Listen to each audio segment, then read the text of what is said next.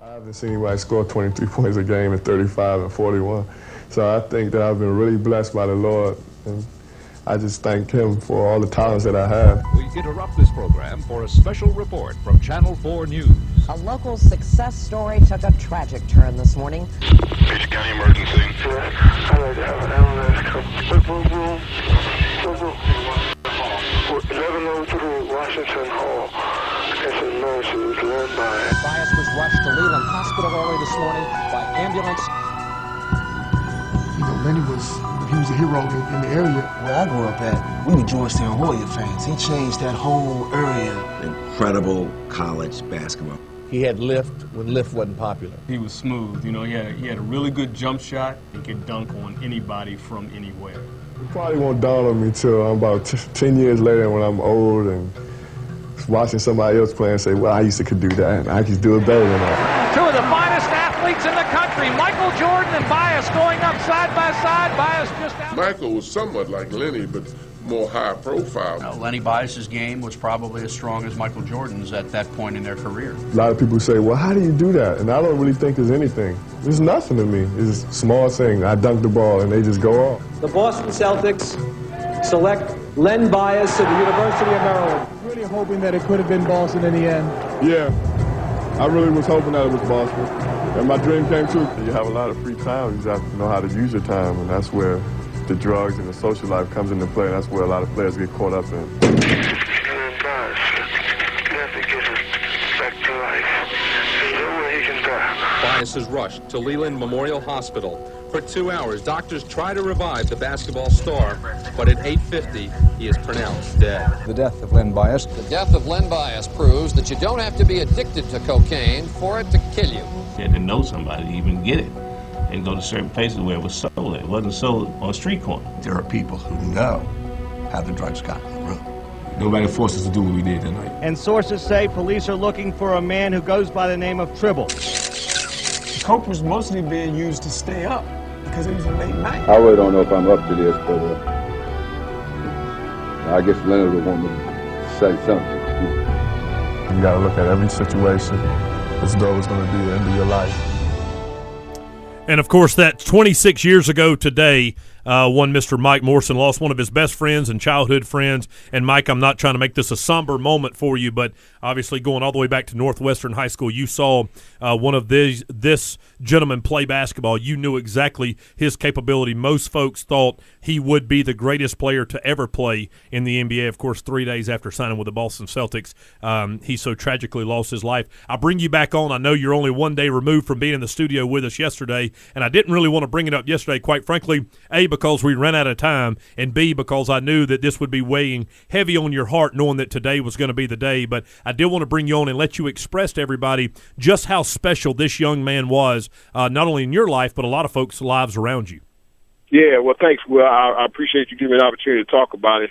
It's funny, I got a phone call this morning at 7 o'clock from my high school coach who coached me and Lynn, and he was not in a good mood. He says, you know, I've dealt with this for a long time, but today he was kind of having a hard time. And the thing that he had the hardest time with was, why do so talented people have such a great fear of failure? And it's interesting because we're looking at LeBron James and we're looking at a kid that's 6'9", 260 pounds, and he moves like a gazelle. And it's the first time we've ever seen one like it. But if you saw Len Bias, he would have been the first to have that type of poetry at that size. No, he probably wasn't as good of a talented ball handler, but he was 6'8", chiseled like a Greek god, and could jump out of the gym. Had a butter soft jump shot. Arguments say that he and Michael Jordan would have been 1 and 2, if not 1 and 1, as far as great players of their eras. But you know, he was just a tremendous talent. But the thing that us who knew him well, we also knew the fear of failure, the fear of letting people down, which inevitably led to him overdosing on cocaine. And, you know, it is a somber time for me because of how much Len meant to me as an athlete, as a person. He was the reason why I never used drugs, so his death had a very positive impact on my life, but he also was the motivation for why I thought I could achieve my dream of playing in the NBA, because he went to my high school, and he was the first guy that I knew personally to make it to the NBA. You know, I knew Adrian. I knew him growing up, and I knew of his plight to get there, but he wasn't a draft pick. Adrian had to go through free agency to get there. But here's a guy that lived in my neighborhood, went to my high school, did everything I did every day, and he made it to the NBA. Well, and he motivated me to not only work hard to achieve it, but to maintain some level of excellence, so that, you know, some off the court or off the path behavior wasn't the detriment to my career. And Mike, you know, I've talked a lot of off the air with you about this, but, you know, I'd love for you to share with the listeners, you know, where y'all came from and where you guys grew up. It was not like you just had this golden ticket. It was not like that. It was just real easy to attain stardom. And when I say stardom, I mean to be paid to play a sport. Yeah, you might be paid a little bit to play in college, legally, illegally. I'm not going to go down that road. But you might be paid a little bit. But at the end of the day, not a Loyola. Yeah, they paid us in what they call educational credit hours. You had to pay them at Loyola, didn't you, Mike? Yeah, exactly. I paid a lot of money to them to let me go to that school. I hear you, brother. But I mean, seriously, it was a struggle. It was. We grew up during an era and a time where the homicide rate was at the all-time high in the country, was in Washington, D.C.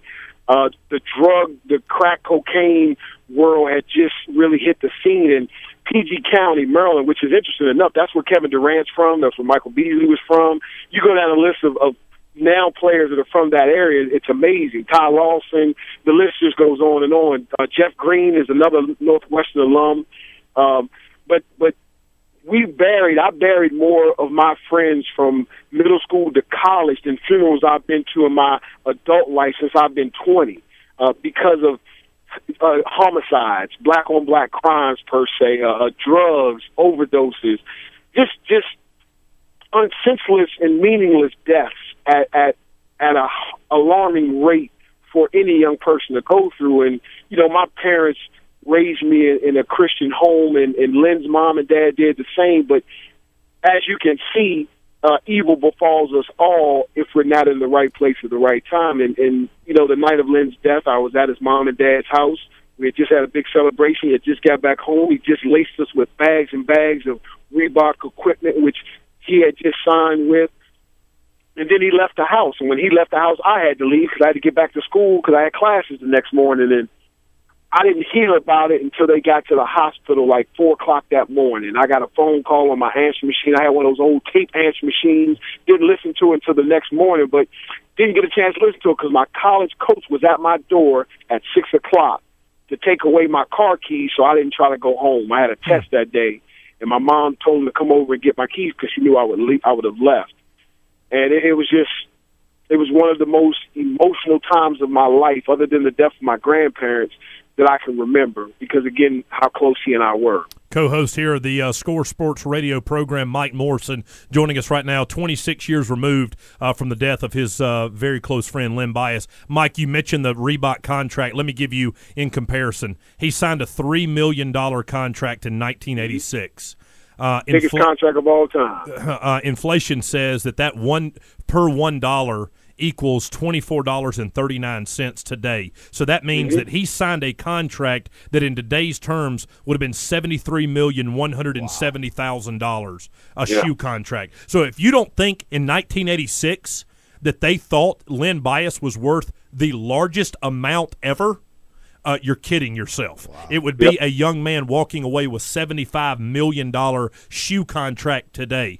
That's how much they thought of him at the time. Mike, I know no year gets easier to lose your friend. As you know, you and I lost a great friend and a co-host here on this program, and it never gets easier. I know when February 7th comes around every year, and you know the same date. It never gets easier, but one thing you can say is that in the game of basketball, his skill set always perseveres. And people have studied his film all the way up until today and say, you know what, if I can be the next Len Bias, even though he was not a Celtic great and they have not retired number 30 in Boston Garden, and even though he did not hang those banners, still to this day your friend lives on up in Boston. Yeah, he does, and I appreciate that, man. You you talking about transition eras. His game would be so relevant today in the way that they're playing it because he was a big guy that could handle the ball and get his own shot. But he was so unselfish. Again, a lot like LeBron James is today. Not as skilled handling the basketball by no means, but a lot like LeBron James. Let's figure if Nike thinks that in today's day LeBron James is worth $100 million. I think Len would have been right up there with him. And Michael Jordan hadn't even signed his Nike deal yet. So it's amazing of how shoe companies can sometimes project the future, but it's all about sales. Yeah, coming from a guy that has a shoe Nike. contract. Yeah, coming from a guy, and also coming from a guy telling you that he is currently wearing the shoes you gave him yesterday from your shoe contract. Mo, I tweeted out Will's got show shoes. Yeah, easier for me to say. Yeah. Got show shoes now. Yeah, and it's really bright blue. It's a beautiful thing. I got to change the batteries in them right after the program. I know your wife and your kids just love them. You love them. They love them. Hey, Mike, man, we love you, bro. Hey, thanks so much. Thank you. Appreciate your time today on the program.